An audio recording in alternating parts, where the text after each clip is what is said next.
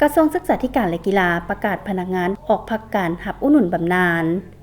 วันที่ 17 ตุลาคม 2025 ที่ห้องประชุมตึก ICT กระทรวงศึกษาธิการและกีฬาได้มีพิธีประกาศพนักงานออกพักการหับอุดหนุนบำนาญ1 ท่าน ให้เกียรติเข้าร่วมของท่านปริญญาเอกนังดาลวรกิตติพันธ์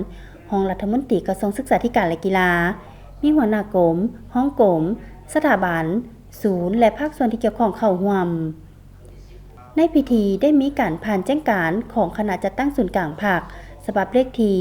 1797 ทับกจสพลงวันที่29 กันยายน 2025และผ่านข้อตกลงของรัฐมนตรีกระทรวงศึกษาธิการและกีฬาว่าด้วยการอนุมัติให้พนักงานรัฐกรออกพักการหับอุดหนุนบำนาญฉบับเลขที่6505 ทับสสกลงวันที่16 ตุลาคม 2025เห็นดีอนุมัติให้ทานคำใบสศรีสุริพล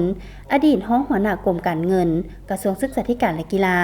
ออกพักการหับอุดหนุนบำนาญนับแต่วันที่1 มังกร 2026เป็นต้นไปรวมอายุเกษียณ62 ปีรวมปีการทั้งหมด42 ปีโอกาสนี้ท่านรองรัฐมนตรีกระทรวงศึกษาธิการและกีฬาก็ได้กล่าวแสดงความย่องยอชมเชยต่อคุณงามความดีและผลงานของท่านคำใบสศรีสุริพลอดีตรองหัวหน้ากรมการเงินกระทรวงศึกษาธิการและกีฬาที่ได้ทุ่มเทเหงื่อแห้งสติปัญญาความรู้ความสามารถของตนประกอบส่วนเข้าในเวียกงานพัฒนาการศึกษาวิทยาศาสตร์และกีฬาในระยะผ่านมาบ่ว่าจะเป็นหน้าที่การเมืองซี่นำพาเวียกงานวิชาเฉพาะตลอดฮอดเวียกงานมหาชนจนมีผลสำเร็จเป็นก้าวๆในพิธียังได้มีการมอบผ้าใบย่องยอขันกระทรวงศึกษาธิการและกีฬาให้แก่ท่านคำใบสศรีสุริพล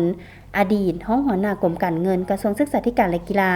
เพื่อเป็นการสรรเสริญผลงานและจารึกคุณงามความดีต่อผลงานไว้ในกระทรวงศึกษาธิการและกีฬาตลอดไป